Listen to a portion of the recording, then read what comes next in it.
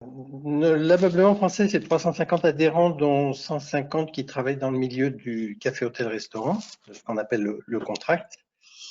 Et notre préoccupation, c'est de monter effectivement des entretiens et des conversations pour éclairer un peu la route. Alors, pour l'instant, il y a beaucoup de brouillard, donc c'est plutôt d'imaginer des scénarios pour le futur. Et l'actualité fait qu'il était important de s'occuper aujourd'hui des restaurants. Et nous le faisons en partenariat avec nos amis de Bimedia et d'Équipe Hôtel. Bonjour Patrick, Patrick Join. Merci Bonjour. merci de nous avoir avec nous. Dans l'actualité, bon, vous travaillez avec Alain Ducasse depuis très longtemps et on va parler beaucoup des restaurants. Mais j'imagine qu'aujourd'hui, toute l'agence Join Cul est impactée, entre guillemets, par ce qui se passe par le virus et la pandémie. J'imagine que ce soit dans les produits ou dans les espaces, non? Oui, tout à fait. On s'est tous mis en confinement, ce qui a entraîné bien sûr un déplacement des postes de travail dans les appartements et maisons des collaborateurs, Mhm. qui ont tous des situations, on va dire, de famille différentes. Je pense que le plus difficile, c'était ceux qui avaient des jeunes enfants et qui devaient s'en occuper et travailler en même temps. Là, Ouais. c'était tous les métiers à la fois. C'était difficile. Euh, voilà, mais à part ça, il y a eu plein de choses aussi positives sur ce confinement. Et moi, j'ai apprécié égoïstement cette possibilité de dessiner un peu plus tranquillement à la maison. Donc voilà, du Ouais, pour et du contre. ouais, ouais. Et puis on a appris à se servir un petit peu d'outils un petit peu nouveaux pour nous, hein. Nous, Comment on, ça, 14 heures. comment s'est passé le projet avec Alain Ducasse, le dossier, la présentation à Emmanuel Macron? Quel a été le cheminement et la genèse dans tout ça alors, en fait? en fait, au mois d'avril, Alain Ducasse, avec qui je collabore depuis de nombreuses années, m'a appelé tout simplement en me disant, Patrick, qu'est-ce qu'on fait? Et à ce moment-là, on connaissait mal le virus, mais il fallait faire quelque chose. Il n'y avait pas de directive sur le sujet. Et, et donc, Alain voulait simplement comprendre un petit peu ce qu'il fallait faire. Et comme on n'y connaissait strictement rien, comme d'habitude, on s'est mis dans une position de tester, de réfléchir, en choisissant un espace qui est complexe, qui est celui d'un petit bistrot, un bistrot comme on les aime, et d'essayer de voir comment on pourrait faire quelque chose. Donc au départ, on est parti de manière assez naïve en imaginant que la distanciation, la distance simplement serait une réponse et déjà de la mettre en œuvre dans le restaurant, dans ce petit bistrot, sans perdre trop de place, parce que c'est ça qui est crucial, bien sûr. Et puis, rapidement, on s'est dit, il faut appuyer notre démarche de test sur un aspect scientifique. Étant pas médecin, on a besoin de bien comprendre et on a donc écouté, discuté, lu des avis, conseils scientifiques et pour comprendre ce qu'on a tous petit à petit compris aussi, que le virus, il sort de la bouche de quelqu'un qui est malade, il se déplace dans l'air sous forme d'aérosol, et que c'est donc aussi l'air qu'il faut traiter. Donc, on est dans une démarche de test, on n'a pas fini, on y est presque. Euh, Bien sûr qu'en disant cela, on comprend que traiter l'air, c'est un sujet qui est bien sûr plus complexe que simplement créer des barrières entre les gens. Malgré tout, on est lancé dans cette démarche qu'on pense faire de la manière la plus rigoureuse possible et continuer d'avoir l'avis, bien sûr, des scientifiques sur cette démarche. C'est Donc, un projet. C'est un ouais, projet, c'est une commande. c'est un projet pour un volume, pour un restaurant. Est-ce applicable sur d'autres lieux? Je n'en sais rien. Et bien sûr, ça pose le résultat qu'on va obtenir à la fin pose problème aussi, pose question, Ouais. et on en est tout à fait conscient. Parce qu'Alain Ducasse, c'est 38 restaurants, 2 écoles, de la livraison à domicile maintenant. Donc, il a tout à revoir. Donc, l'idée, c'est de commencer par un test sur un établissement. Je ne sais pas si il aura l'intention d'aller aussi loin. On va dire, chaque restaurant est complexe. C'est un projet, enfin, c'est un problème en soi à traiter. Et voilà, d'abord, faisons ce test, regardons-le, étudions-le. Il faut aussi tester plein de choses qui sont comment on se déplace dans le restaurant, avec ses paravents, comment on sert, comment on reçoit des clients, comment on les fait venir peut-être masqués, comment est-ce qu'ils ont réservé. Euh, Bernard vous parlera plus tard de, de, de la carte, et que c'est quoi la carte. Il y a plein d'éléments dans la vie dans un restaurant qu'on connaît tous par cœur. Et à chaque fois qu'il y a des possibilités de contact, il faut traiter. Je pense que ce qui est important, c'est pourquoi on a fait cette démarche et d'autres font cette démarche. Essayer de comprendre, c'est la sécurité des clients, la sécurité du personnel, pour obtenir la confiance des clients, de nous tous, et la confiance du personnel de venir travailler là et de venir manger là. Donc, il faut que cette confiance elle soit pour de vrai. Et donc, voilà, on en est là pour l'instant à essayer de travailler sur la sécurité le mieux possible avec nos propres connaissances, notre point de départ, et voilà, pour établir une confiance qui soit solide. Et la présentation de la démarche design dans tout ça, Emmanuel Macron, était importante? Alors, je pense qu'il faut revenir en arrière. On va dire, cette volonté d'introduire du design de la part d'Alain Ducasse, c'est naturel, c'est toujours ce qu'il fait dans tous ses projets, et de le présenter, mais il y a plein d'autres idées qui ont été présentées au gouvernement. Et je pense que ça, c'était fait il y a bien longtemps maintenant, il y a plusieurs semaines, et depuis, la connaissance autour du virus s'est affermie pour nous tous. Et donc, ce qui a été imaginé, pensé il y a 4 semaines de ça, je pense que c'est dépassé. Et donc, voilà, depuis, on a beaucoup bossé. Ouais. Bernard, bonjour. Bonjour. Quel est l'écho que vous avez des clients, alors, des restaurateurs, des bistrotiers, entre guillemets, comment ils voient cette libération et la manière dont ça va se passer? Quel est l'écho qu'ils en ont? Est-ce qu'ils sont… la crise va être dure quand même pour eux, non? Alors, Patrick vient de le dire à l'instant, le temps ne s'écoule pas de la même façon, contrairement à ce qu'on avait appris. Et en ce moment, il peut s'écouler soit très lentement, soit très vite. Et il est évident qu'une analyse faite il y a 48 heures n'est plus forcément la même aujourd'hui, une analyse faite il y a 3 semaines. Donc, de façon très classique, d'abord, je rappelle que le groupe Fermob, à travers Fermob et Vlaminck, est présent sur 2 marchés, pour partie sur le marché du particulier et du retail, et puis sur le marché du contract. Et je parle évidemment là des activités Fermob et Vlaminck sur le contract, exclusivement, que nous avons vécu comme tous cet immense choc, avec des niveaux d'activité réduits de 80%, qui est générateur d'une immense inquiétude.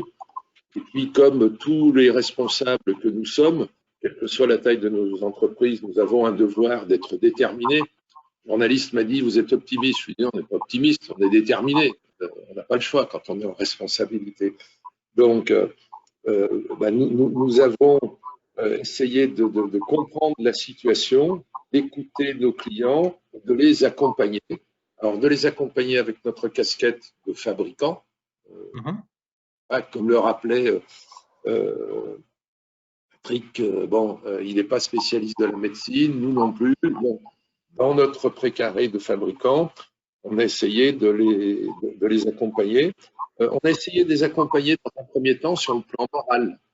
Et je me permets d'insister sur ce point parce que on est tous passés par ces inquiétudes avec des arrêts d'activité ou des moins 80 ou des moins 90%. Donc, sans rentrer dans le détail, on a monté des opérations dites de solidarité dont l'objectif n'était pas de faire du business, mais de se serrer les coudes et de se redonner un peu du tonus et du moral. Parce que sans morale, on ne peut pas avancer. On a quand même besoin de carburant. Le dynamisme et l'enthousiasme fait partie des carburants. Et puis ensuite, alors on vient d'avoir une immense chance parce que le Premier ministre nous a dit il y a deux choses, il y a l'intérieur et l'extérieur. Et moi, vous le savez, je suis sur l'extérieur, donc aujourd'hui, je suis plutôt souriant, effectivement. Mais on a essayé d'accompagner à travers ce que nous sommes habituellement, nos caractéristiques, c'est-à-dire on n'a pas voulu se changer. Et dans ce que nous sommes, nous, on essaye, et vous le savez, d'amener une valeur ajoutée au design avec notre studio design ou des collaborations avec des designers externes, dont Patrick. Et puis, on essaye aussi, c'est une de nos caractéristiques, d'amener de la joie de vivre. Et je rebondis sur ce que disait Patrick à l'instant. Un élément déterminant aujourd'hui, on le sait, du point de vue des clients, et les clients de nos clients sont nos clients, hein, évidemment. La confiance, elle est indispensable. La confiance indispensable, notamment sur le plan sanitaire, on le sait tous, hein, les études, c'est le premier critère à 92%, à 91%, à 94%. Une confiance dans la sécurité sanitaire. Et donc, on va aborder ça avec modestie. Mais sur le deuxième plan, la joie de vivre. En fait, on veut être attentif au fait de remettre du plaisir dans les rituels d'accueil malgré toutes les contraintes. Et ça, c'est en correspondance avec l'un des éléments de nos valeurs. Et puis, j'allais dire, le plaisir et l'esthétique ont toujours fait partie de la valeur ajoutée du design. Donc, je pense que dans cet auditoire, on partage ce point de vue. Voilà les points sur lesquels on a été attentif dans l'accompagnement de nos clients, et puis dans la déclinaison des produits ou des services qu'on a pu mettre sur le marché. Ça, c'est la réaction en ce moment, mais il ne faut pas oublier qu'on est au départ d'un très long chemin, hein, on le sait tous, et nos craintes, quand je dis dans l'accompagnement, il y a non seulement la rouverture, mais il faudra tenir dans la durée. On ne sait rien, c'est-à-dire on ne sait rien des réactions de nos clients, même si au début, depuis 24 heures, on peut avoir de l'enthousiasme, on ne sait rien de leur comportement, on ne sait rien des contraintes sanitaires que nous aurons peut-être la responsabilité, qu'elles soient réglementaires ou pas, de remettre en route. Donc peut-être que dans une semaine, ce que nous sommes en train de dire aujourd'hui ici apparaîtra totalement décalé, antique, parce qu'il y aura eu tel autre événement. Et donc, voilà, il faut à la fois être hyper réactif sur le court terme et puis se dire qu'à tout moment, tout peut changer, à horizon 3 mois, à horizon 6 mois, à horizon 1 an. C'est un exercice fatigant, mais exaltant.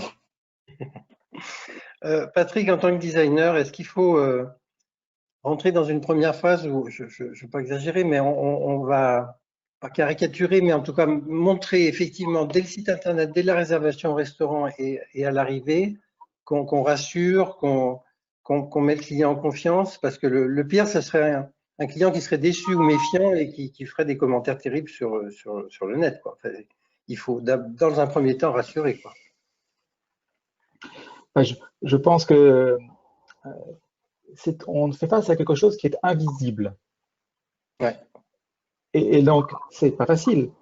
Et donc, la seule manière de montrer que, le virus est toujours là, c'est d'avoir des signes visibles, comme quoi on lutte contre lui. En tout cas, on fait tout ce qu'on peut.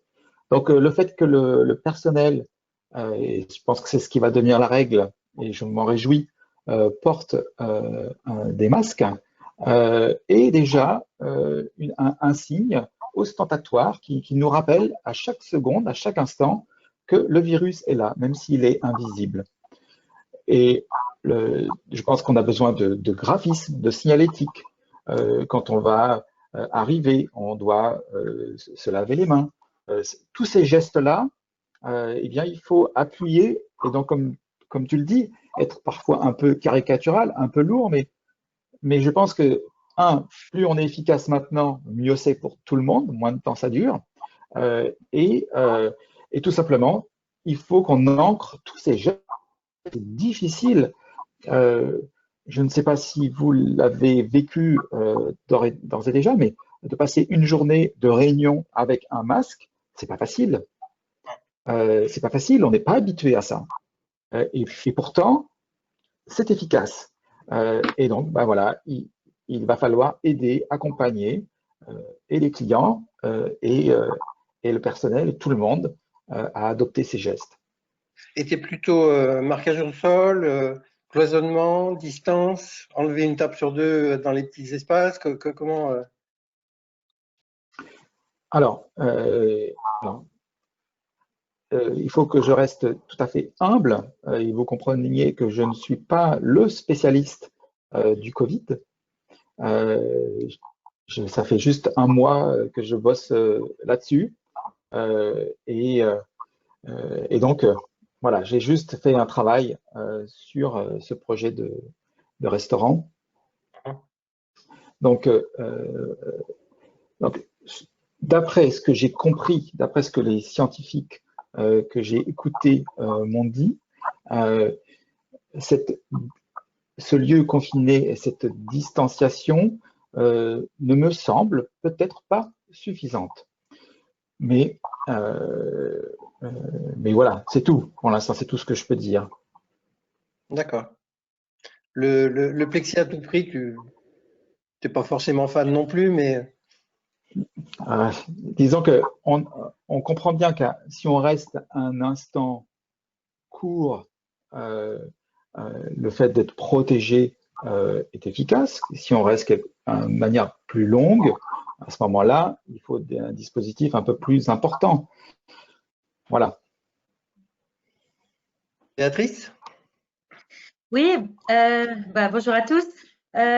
Petite question là qui me vient à l'esprit en vous écoutant. Alors, par vos différents métiers, alors l'un et l'autre, que ce soit au niveau de l'architecture, du design, designer ou même Bernard en tant que fabricant, vous avez l'habitude tous les jours d'analyser et de résoudre des problèmes liés à des projets, enfin liés au projet d'aménagement d'espace. Vous réfléchissez, j'imagine, continuellement aux questions d'usage, à tout qui tourne autour de l'usage. On voit qu'aujourd'hui, on a deux problématiques principales. Une première problématique qui tourne autour du sanitaire, effectivement, assurer que les clients seront en sécurité quand ils visiteront les hôtels ou les restaurants. De l'autre côté, on voit aussi que on ne souhaite pas forcément aseptiser complètement les espaces, la décoration. Quel est le retour que vous avez? Parce que j'imagine que vous êtes des interlocuteurs préférentiels aussi pour les hôteliers, les restaurateurs, pour discuter de tous ces sujets-là, puisque c'est votre quotidien d'analyse et de résolution de ce type de problèmes. Quels sont leurs premiers besoins? Qu'est-ce qui vous véhicule en premier, au-delà de cette dynamique sanitaire, le côté, j'imagine qu'ils veulent quand même garder un certain esprit dans leur lieu de vie, dans leur lieu d'accueil. Donc, comment ils arrivent à conjuguer ces deux dynamiques et quels sont les besoins qui vous remontent? Alors, si je peux commencer sur ce sujet, en fait, je ne pense pas qu'il y ait une réponse unique de la part de tous les interlocuteurs. Et finalement, c'est un peu comme d'habitude. Il y a des partis pris de réponse. Comme le rappelait Patrick, il faut être très humble. Personne ne peut prétendre avoir raison et tout.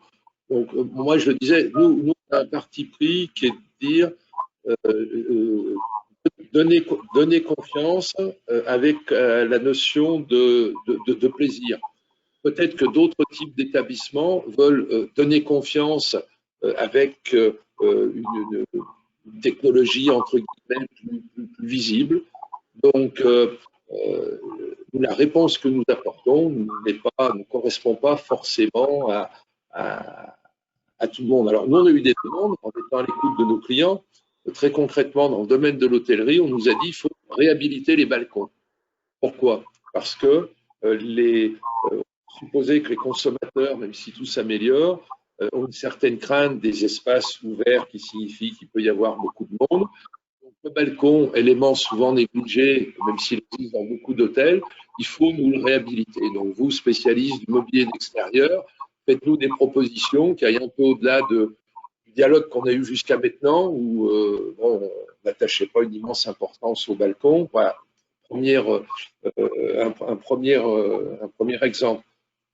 L'autre exemple, côté restauration, on nous a dit, nous souhaitant limiter les déplacements de notre personnel et tout, et souhaitant aussi pouvoir avoir plus de modularité, qu'est-ce que vous pouvez proposer? Et du coup, on réhabilite un des produits le plus banal dans toute notre gamme, qui est une petite table pliante qui fait 37 cm par 57 cm, qui présente l'intérêt de très mobile et qui peut servir de dessert, qui est mise à l'avant avec des produits qu'on ne touche plus de la journée. Voilà, alors ça, c'est né de l'écoute, ça n'a pas de prétention universelle, et évidemment que cette dernière solution que j'évoque n'a pas forcément sa place dans un restaurant gastronomique 3 étoiles qui a d'autres solutions. Donc, je peux donner ces quelques éléments concrets. On est allé avec des groupes d'hôtels plus loin dans la démarche, jusqu'à faire des billets de prescription génériques. On en a fait un sans trahir de secret avec le groupe Accor, qui va être diffusé, qui est en train d'être diffusé un peu partout dans le monde entier, par rapport à des questions précises, en disant voilà les réponses que l'on peut amener. Mais voilà, je reviens sur ce que je disais tout à l'heure. Le besoin exprimé il y a 3 semaines n'est peut-être plus le même aujourd'hui et ne sera plus le même demain. Donc, comme on le disait tous, agilité et humilité en permanence. Ouais. Et pour les terrasses, vous jouez à la fois la carte de plus de distance entre les tables et en même temps des éléments de séparation? Alors, on a toujours eu, notamment à travers Vlaminck, des séparateurs qui faisaient partie des éléments standards de chez nous. Donc, oui, nous continuons à les avoir, mais y compris avec des séparateurs pour nous, pour les bains de soleil, les piscines. C'est partie de nos standards. Donc, je dirais, on les avait déjà. Très franchement, on ne s'est pas mis en révolution en disant qu'il faut en proposer de tous les côtés. D'abord parce que j'ai une certaine perplexité qui en partie rejoint celle de Patrick, mais aussi, enfin même sur le plan esthétique et tout. Alors oui, on a une proposition qu'on a modifiée et revue sur les hauteurs, certains de nos produits. Et puis, je donne un autre exemple. On avait dans notre gamme des séparateurs en inox. Sur un usage plus éphémère, il est hors question d'aller faire payer de l'inox pour un usage qui pourrait être limité. Donc, on a une version un peu plus low cost. Mais pour rejoindre la question de Béatrice, on essayait aussi de raisonner plus en approche projet sur des lieux. Nous avons été associés avec un certain nombre de partenaires de l'hôtellerie sur les définitions la redéfinition de lieux de vie. Il y a la modularité qui est importante sur les terrasses, mais aussi les lieux de vie. Et même à l'extérieur, transformer des espaces d'accueil en lieux de vie autonomes qui peuvent accueillir des enfants et des adultes, c'est-à-dire une famille à un moment, une famille de 7 personnes qui veut être entre elles, j'allais dire. Voilà, donc on est plus dans une problématique de projet et du coup avec les lieux adaptés. Et puis on a eu une approche radicalement tout à fait autre et qui est issue qui avait démarré chez nous avant l'histoire qui est en termes de services et qui concerne ce qu'on va présenter dès lundi prochain, mais je vous en fais l'annonce exclusive aujourd'hui, qui est ce qu'on a appelé le Welcome Smart Service, qui est en fait une dématérialisation totale de tous les documents papier à disposition du client d'un hôtel ou d'un restaurant, et je dirais le tout sans sans contrainte, c'est-à-dire c'est compatible avec tout type de support et c'est un outil clé en main. Partant du principe, c'est un des éléments de support des virus et microbes. La démarche avait démarré avant le Covid, pour être franc, et voilà, bon, bah, il se trouve que on l'a accéléré pour pouvoir la présenter aujourd'hui, et elle génère du coup évidemment une écoute beaucoup plus importante. Max? Oui, bonjour à tous. Patrick, je sais que tu dessines sur le design produit quasiment tous les produits pour chaque projet, donc tu fais du sur-mesure. Je voulais savoir en général, et dans le cas particulier, la collaboration avec un Inducas ou le client, est-ce que c'est un facteur important de réussite du projet justement sur le design produit? Et à quel moment vous intégrez les industriels dans votre réflexion? Alors, c'est vrai que j'aime beaucoup faire que chaque lieu, surtout des lieux de restauration, soient des lieux uniques, parce que j'ai la chance de travailler pour des très grands chefs et qui poussent cette démarche-là. On pousse la porte et voilà, on a quelque chose qu'on n'a jamais vu et qu'on ne reverra jamais ailleurs, qui va laisser quelque part dans le cerveau une belle image, un beau souvenir. En gros, on design des souvenirs, en fait. Et voilà, et pour avoir cette émotion, bah, il faut que je ne l'ai jamais vue. Et donc, j'aime beaucoup voilà, dessiner des choses uniques. C'est un peu une folie, je dois le dire, parce que mettre au point un fauteuil qu'on va fabriquer à 50 exemplaires, c'est un truc de dingue que je fais tout le temps. Mais bon, je ne peux pas m'en empêcher. Donc voilà, c'est à moi d'assumer ma manière de faire les projets. Alors, de temps en temps, quand même, je mets des produits que j'ai dessinés et qui sont industrialisés aussi. Je fais des mix avec. Mais voilà, je pense que j'ai un ego démesuré et voilà, et j'aime faire des projets où j'ai tout maîtrisé. Donc, voilà, il faut que j'ai fait le sol, le mur, le plafond, les fauteuils, tout, la lumière. À ce moment-là, je comprends à peu près ce que j'ai fait et je pense que je maîtrise l'émotion que va pouvoir ressentir quelqu'un qui pousse la porte en rentrant. Voilà, parce que tout compte en fait. C'est une chorégraphie un ensemble entre la manière dont on est reçu, la lumière, l'ambiance, la musique, tout ça, c'est tout un ensemble. Et donc, on peut tout changer avec simplement en changeant un tout petit peu une note sur quelque chose. Et ça y est, c'est autre chose le projet. Et donc, voilà, je veux tout maîtriser. Voilà. Est-ce qu'à ce niveau, l'actualité va changer le regard que tu as sur les matériaux? Tu veux dire ce qu'on vit actuellement avec le Covid? Ouais.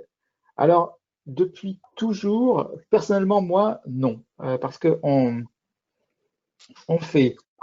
on a toujours fait très attention à l'usage, à l'usure, à la nettoyabilité de ce qu'on dessine. Parce que je sais très bien que si ceux qui travaillent dans le restaurant souffrent, c'est mal fichu.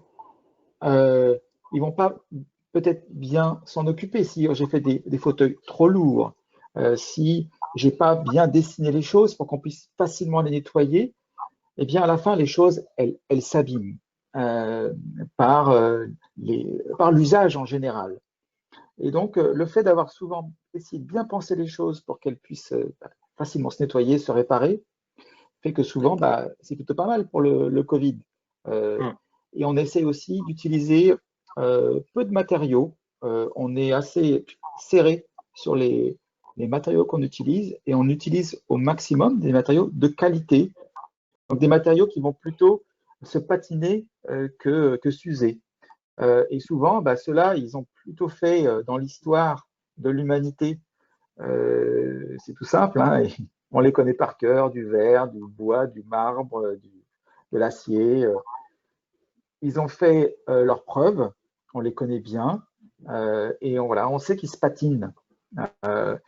Alors, il y a des matériaux extraordinaires aussi, hein, des nouvelles technologies qui sont incroyables, et bien sûr, on les utilise aussi. Mais voilà, le choix de la matière est crucial dans le design, dans le geste, dans le dessin, mais il est aussi crucial dans le futur du produit. Et ça, c'est l'image 5 ans après, quand ça fait 5 ans que tous les jours on utilise l'espace, qu'il est soumis à rude épreuve, c'est là où on voit s'il a été bien ou pas bien designé. Et je ne parle pas de dessiner, mais de designer, de conçu. Parce que dans le réflexe qu'on peut avoir par esprit sanitaire, on va avoir envie de privilégier du laqué blanc, effectivement de la tôle inox, enfin des produits très, voilà, très sanitaires. Oui. Donc adieu au on bois, a parlé adieu à beaucoup de plastique. plastique. On a parlé de plexi. Alors c'est vrai que là c'est ambivalent. Autant un hôpital, par exemple, ne fonctionnerait pas sans les matières plastiques. Et même si on les regarde parfois en disant « aïe, on pollue, on fait n'importe quoi avec ces matières », et pourtant, ben, voilà, on serait juste pas vivant hein, sans les matières plastiques dans un hôpital. Mais ce sont des matières qui s'usent très facilement, et tout ce qui se passe actuellement sur le fait de faire des séparations avec des matières qui sont facilement rayables, qu'il faut nettoyer constamment, parce que ça c'est très important. Avec le virus, il faut être très rigoureux sur le nettoyage.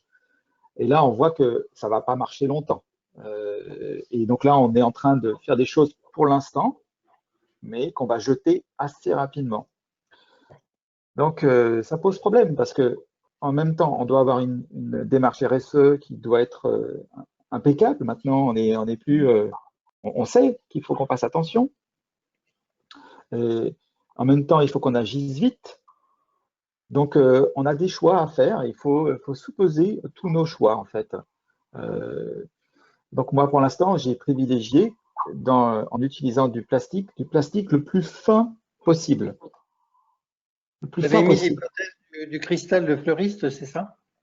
Oui, on a utilisé ça. Et puis, du mylar aussi, très très fin, assez solide, qui est assez robuste. C'est ce qu'on utilise pour faire des planches à voile, des planches à voile transparentes. Et là, ça c'est ultra raide, ultra solide. Et ça, je sais qu'il est fin, et donc je ne jette pas beaucoup de matière, et ça va durer très longtemps. Je pense que ça va durer le temps complet du Covid. Donc voilà, je pense qu'il faut qu'on soit voilà, astucieux, on va dire responsable avec tous nos choix. Souvent, ils sont mauvais, mais il faut essayer de prendre le moins mauvais. François? Oui, bonjour Philippe, bonjour à tous. Alors, je vous pose la question du groupe Bimedia, qui est partenaire de ce webinaire, avec Intramuros, avec Architecture Créée, avec le Courrier du Meuble et de l'Habitat. Alors, ma question est plutôt pour Bernard Rébier, mais bon, si Patrick Join veut dire un petit mot aussi. Comment les designers et architectes d'intérieur peuvent-ils répondre aux attentes de la restauration, à la fois pendant la période de crise et pour accompagner les changements à plus long terme? Il n'y avait pas une question plus simple, parce que c'est ardu comme question. Vous pouvez la découper en morceaux. Non, est-ce qu'il y a des solutions? Est-ce qu'il y a une attitude? Est-ce qu'il y a une disponibilité peut-être aujourd'hui des designers ou des architectes d'intérieur pour justement répondre aux attentes des restaurateurs? Qu'est-ce qu'il leur faut aujourd'hui? Je ne suis pas sûr qu'il faille changer d'attitude. Et au contraire, c'est peut-être l'occasion, dans ces périodes perturbées, de s'interroger sur l'essence de son travail et quelque part retour aux sources. C'est vrai que la tentation pourrait être de dire j'ai des contraintes court terme et je me jette dessus. Et effectivement, on met du séparateur en plexiglas dans tous les restaurants de France, hein, où on parle derrière l'hygiaphone. Fin de l'histoire. Sauf que si on fait ça partout, il n'y aura plus personne dans les restaurants parce que l'essence même aura disparu. Alors, l'essence, c'est quoi? Patrick l'a déjà dit, c'est que, en fait, moi, je ne suis pas un fabricant de meubles. Patrick n'est pas un designer ou un décorateur. Un tel n'est pas un aménageur. En fait, c'est pas vrai. Nous, on est des générateurs. On contribue à générer des émotions, il a utilisé le mot, et qui sont au service de quoi? Du plaisir. Du plaisir de l'accueil, du plaisir de la conversation, du plaisir de l'assiette. Tout ce qu'on fait, j'allais dire, ponctuellement, intrinsèquement, que mes ouvriers me pardonnent, mais il y a une chaise en soi n'a qu'un intérêt très très limité. Hein, et n'a d'utilité que dans tout ce concept. Et du coup, je comprends le point de vue de Patrick qui dit, moi, j'aime bien quand je fais tout parce que c'est cette cohérence de l'émotion qui est essentielle entre le lieu où on est bien ou le lieu où on n'est pas bien. Donc, il faut bien s'interroger. Nous ne sommes que des contributeurs à cette émotion globale au service d'un plaisir multiple. C'est ça l'essentiel. Et finalement, le rôle du designer, de l'architecte d'intérieur n'est pas remis en cause par rapport à ça. Et puis, alors, là encore, il se trouve qu'on se connaît avec Patrick depuis bientôt un quart de siècle, donc on utilise les mêmes mots. Mais pour moi, un bon designer est un designer qui prend en compte l'usage. J'ai écrit dans l'entrée de mon entreprise, l'art est une question, je suis moi-même un amateur d'art, pas tellement éclairé, je le reconnais. Le design doit être une réponse. On a une obligation de réponse à un usage et on ne peut pas être, de mon point de vue, un bon designer si on n'est pas un observateur implacable dans les moindres détails. Et voilà, c'est une sorte de devoir sur ces réponses. Et à mon avis, si on reste cohérent avec ces points de vue, ben, bien entendu, on a la capacité à évoluer parce que, je le redis, quels vont être les usages de demain? Aucun de nous ne peut faire des affirmations. Quand on dit le consommateur, l'utilisateur des restaurants va rechercher de la confiance, bon, c'est du déclaratif d'aujourd'hui, c'est même un déclaratif de sondage. Qu'en sera-t-il franchement dans 2 mois? Moi, je n'en ai aucune idée. Et même sur mon propre comportement, est-ce que je continuerai à saluer mes amis de loin ou est-ce que je leur serrerai à nouveau la main? Je ne suis pas capable de le prédire. Par contre, ce qui est intéressant, c'est de continuer à observer cette évolution et de ne pas oublier donc pas l'obligation, parce qu'on fait tout ce métier avec plaisir et pas par obligation, mais à la fois notre source et puis j'allais dire la mer dans laquelle on veut se jeter, l'aboutissement, nous contribuons à créer, enfin tous par morceaux, à créer des émotions. Alors bien sûr qu'in fine, elles sont au service d'un business, bien sûr qu'elles sont au service, aucun de nous n'aurait la fatuité de nier ça. Mais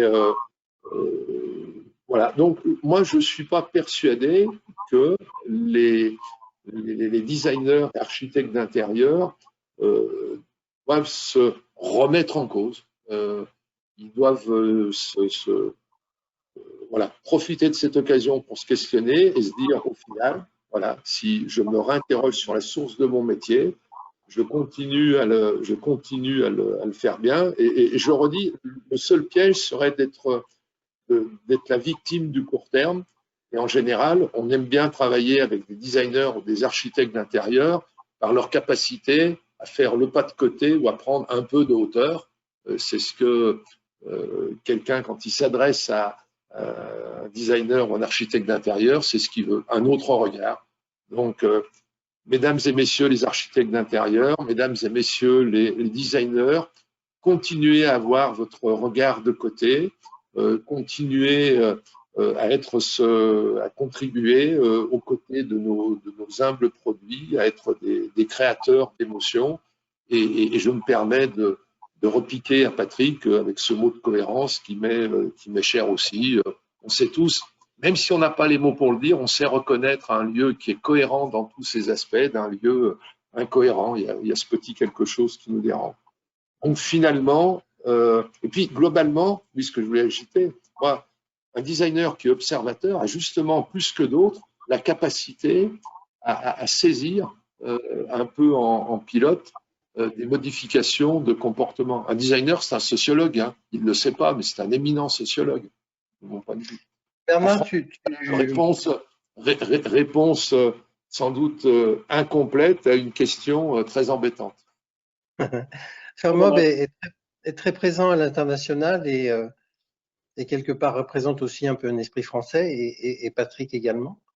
Les réactions des pays étrangers sont identiques à la France par rapport à la manière de rouvrir, à la manière de recommencer effectivement cette nouvelle période? Non. Ah oui? Non, alors, sur l'hôtellerie, je ne sais pas, mais de manière générale, nous avons ressenti chez nous des attitudes très différentes entre France et étrangers.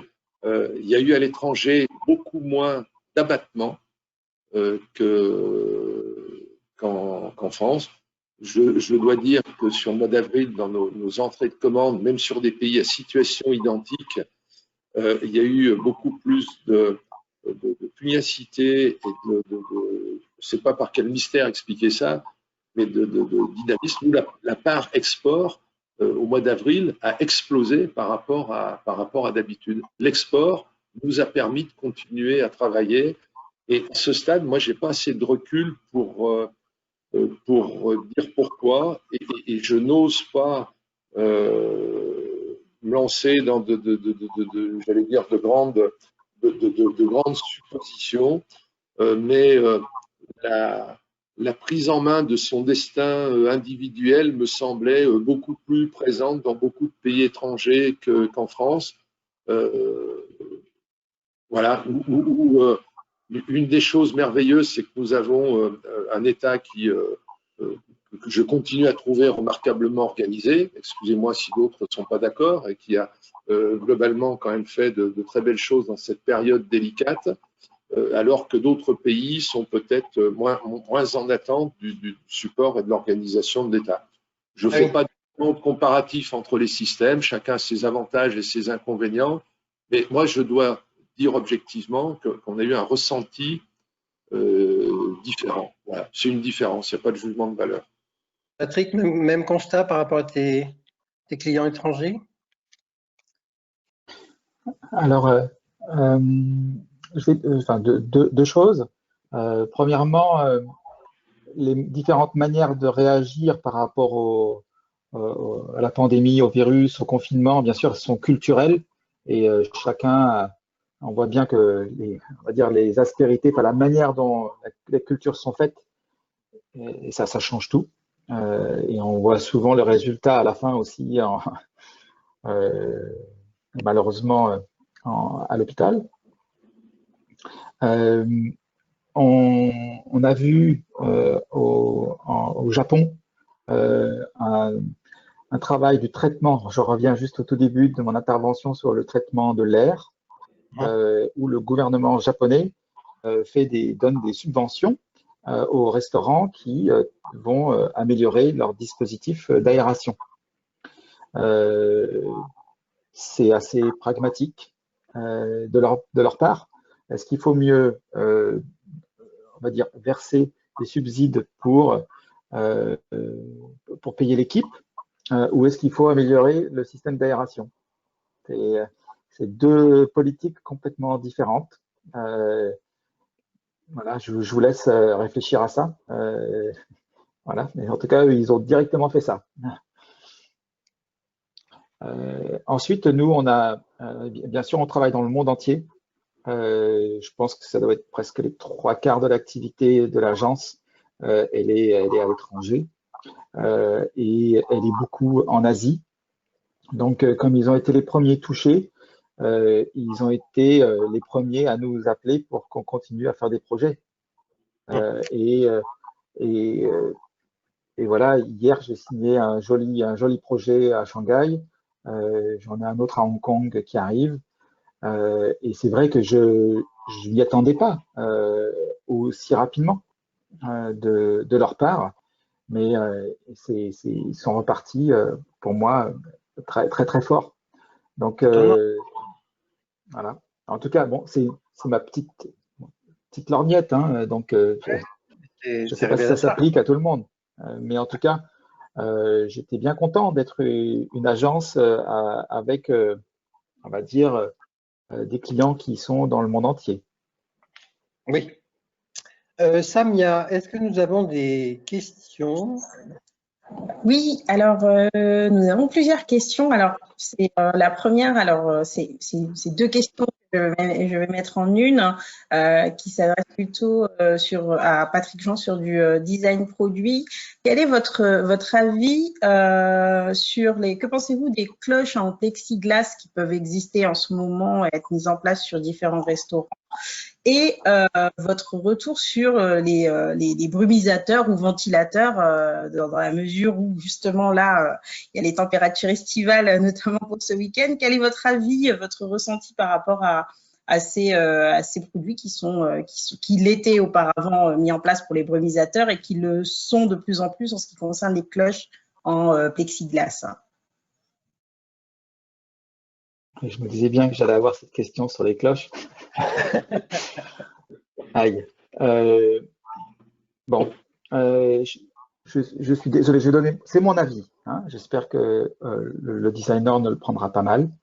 Mais donc pour moi, c'est un peu si on reprend le problème au départ, qui est simplement de l'air qui supporte en suspension des particules de Covid. On comprend bien que l'air, il va se déplacer partout. Donc, si on reste 1 heure, 1h30, 2 heures dans un espace confiné, on comprend tout à fait que cet air va voyager absolument partout. Donc, cette cloche ne va pas nous protéger.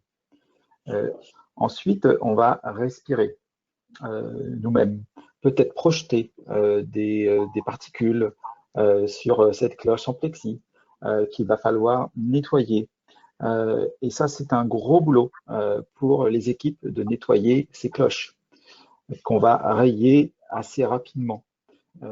Ensuite, il y aura un petit choc thermique, je l'imagine, à vérifier. Je pense il faut faire des tests. Je pense que des tests sont sûrement en cours.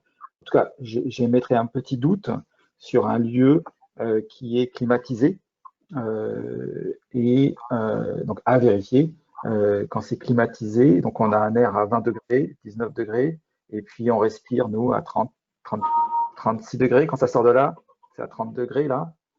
Donc, un choc thermique, donc de la buée, qui peut être assez désagréable dans le lieu.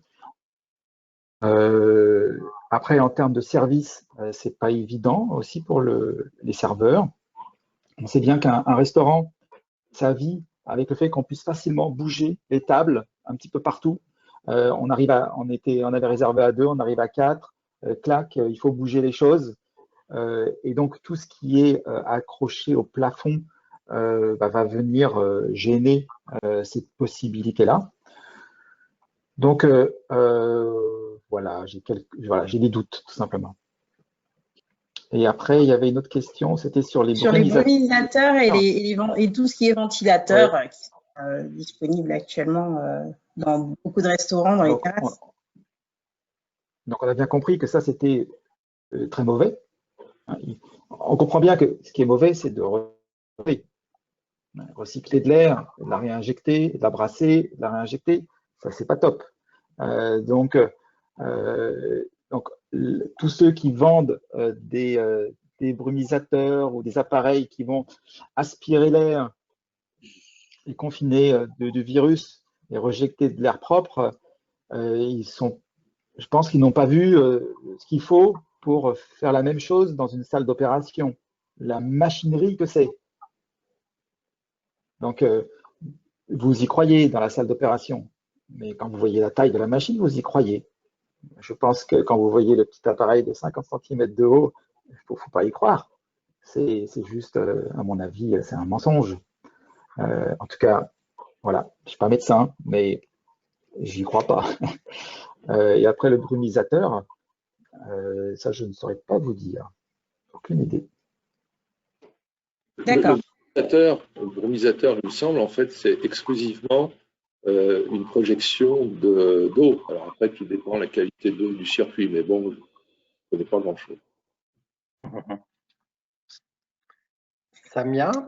D'accord. Autre question, alors plus globale, qui concerne les architectes et designers, sur le rôle qu'ils ont à jouer sur le produire et consommer local. Concrètement, peuvent-ils imposer aux fabricants de convertir leur production ou leur positionnement?